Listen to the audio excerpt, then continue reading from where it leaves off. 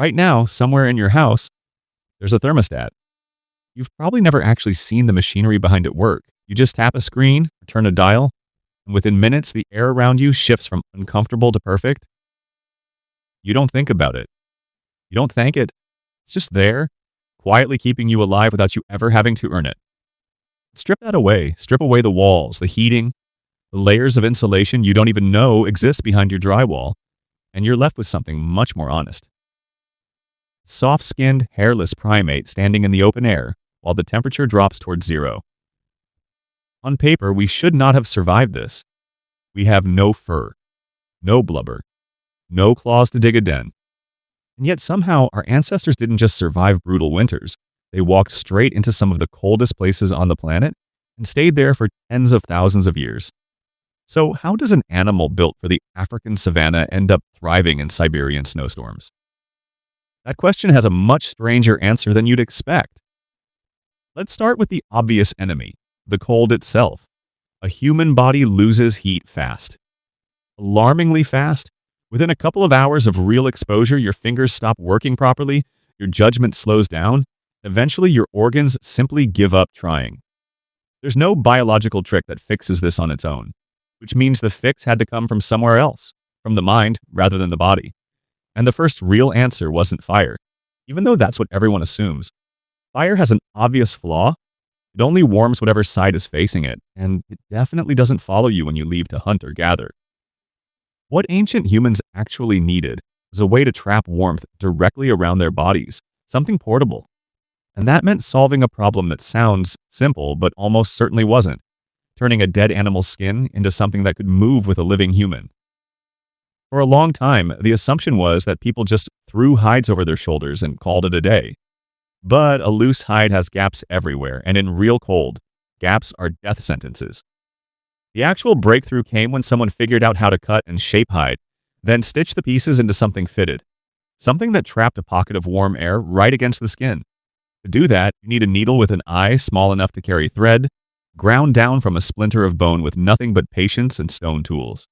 Archaeologists have pulled needles like this out of the ground that are over 40,000 years old. Precise, deliberate, clearly made by someone who understood exactly what they were building. That single tool, small enough to lose in the grass, is arguably the reason our species was able to leave the tropics at all. But being dressed doesn't solve everything, because once the sun goes down, you're facing a completely different kind of threat. The night itself. Caves sound like the obvious solution. Sure, a deep, dry cave holds heat and blocks wind beautifully. The problem is, there simply weren't enough of them to go around, and the good ones were already claimed.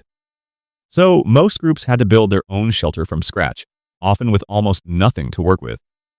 In parts of Eastern Europe, archaeologists have uncovered the remains of huts built entirely from mammoth bones, because in a landscape with no trees, bone was the only building material available in bulk.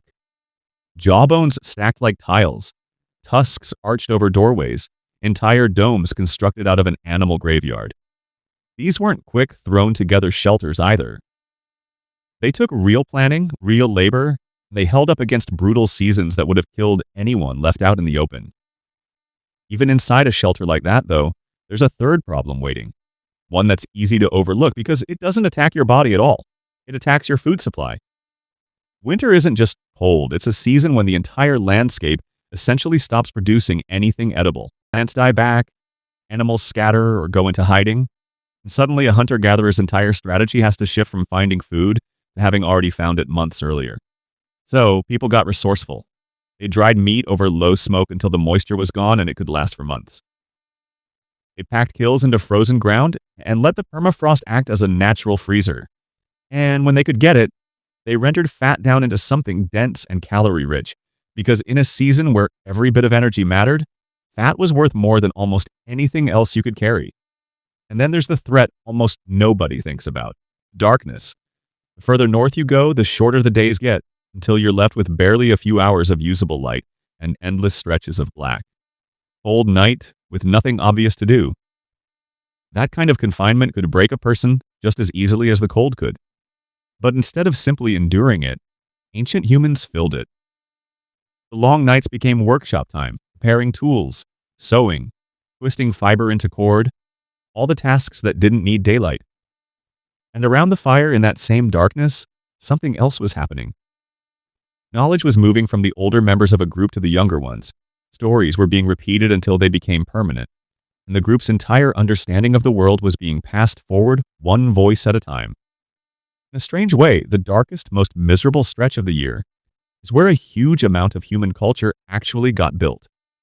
So when you put it all together, winter attacked from 4 directions at once: the cold, night, hunger, and the darkness. And somehow every single one of those threats got answered with an invention. Clothing beat the cold, architecture beat the exposure, preservation beat the hunger, and culture itself may have been partly forged in the long dark hours that should have just been empty, wasted time. So the next time you reach over and bump that thermostat up 2 degrees without thinking twice, remember what that gesture actually replaced. It replaced tens of thousands of years of people who had absolutely nothing except their own stubbornness, and who figured out, piece by piece, invention by invention, how to make sure winter never got the final word.